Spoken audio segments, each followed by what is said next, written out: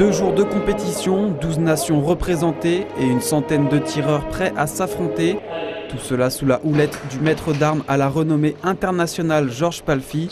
C'est ce que nous a réservé la 29e édition de la Coupe du Monde Junior de sabre de Dourdan. A noter cette année quelques changements.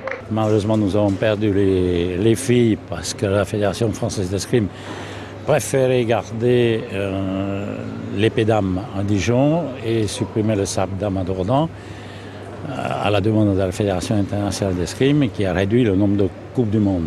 À la place de sabre d'âme prévu normalement pour le dimanche, nous organisons un challenge par équipe pour les équipes participantes, ou plus exactement les tireurs des nations participants à l'individuel.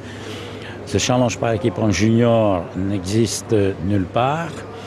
C'est une nouveauté dans le sens qu'au championnat du monde junior, il y a individuel et équipe, mais il n'y a pas de Coupe du Monde par équipe junior, il n'y a pas de rencontre par équipe junior.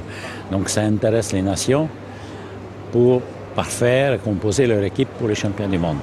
Cette Coupe du Monde est donc une étape importante dans la préparation des prochains championnats du monde qui se dérouleront en avril en Jordanie. Et c'est bien l'objectif que se donne le Français Emmanuel Gans, seul rescapé tricolore des quarts de finale.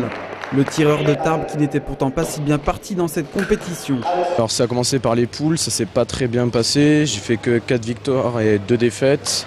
Et après donc je commence par un mauvais tableau où je prends un bon tireur hongrois.